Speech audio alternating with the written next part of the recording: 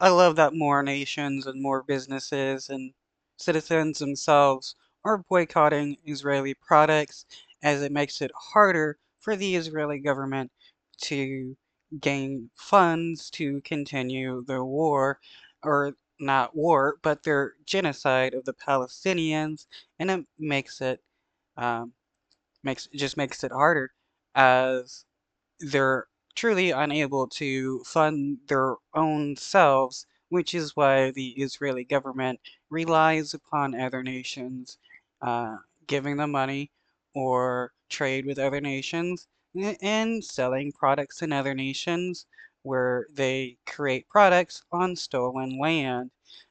There is a reason why in various nations it's illegal to boycott the Israeli government because the Israeli government cannot fund itself. Here we have in Italy, Italian citizens and businesses are boycotting Israeli products, and this is happening more and more around the world. Glance, this looks like an ordinary pharmacy, like many others, and yet they are making a statement, a political one. In response to the attacks in Gaza, all Israeli products have been withdrawn from sale. This affects self-service products that use magnesium, potassium, and also products for legs and sore throats. Reactions from the clientele are divided. I doubt Netanyahu will change his mind because of what's going on here. He may not change his mind, but he is going to, well, Netanyahu and the Israeli government is going to feel the effects of more and more nations either ending trade with the Israeli government or people boycotting Israeli products, and without the Israeli government being able to make money, they're going to have a harder time funding their genocide because it's not cheap to fund a genocide.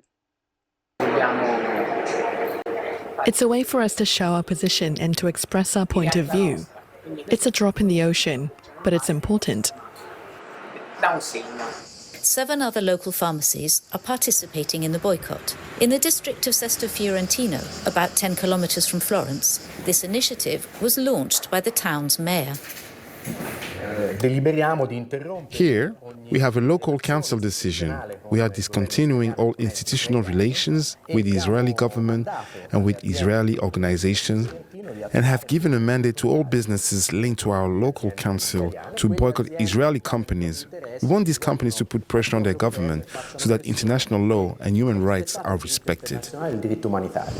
Campaigns like this one are becoming more frequent. 350 supermarkets in 8 Italian regions, members of the largest consumer cooperative in Europe, have also banned Israeli products. In an official statement, they announced, We cannot remain indifferent to the violence tearing the Gaza Strip apart.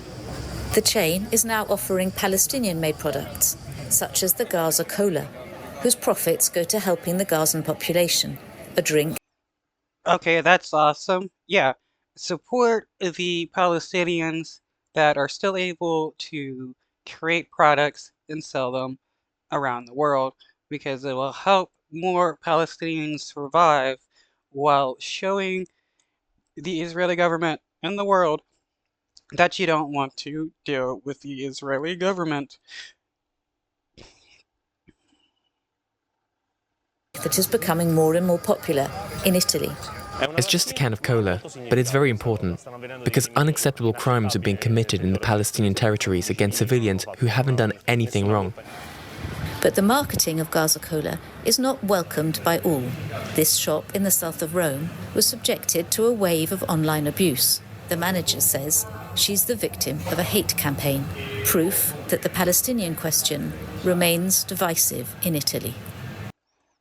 Yeah, it's not the Jewish question anymore. Now it's the Palestinian question. And Zionists all over the world get upset when people don't want to associate with the Israeli government because they think everybody has to accept what the Israeli government is doing. Otherwise, you're somehow anti-Semitic. It's just like what the Nazis were saying. if you don't support the Nazi German government and what they were doing, you were somehow anti-Christian, anti-white, anti-German, and Nazis still nowadays will claim people are racist and anti-Christian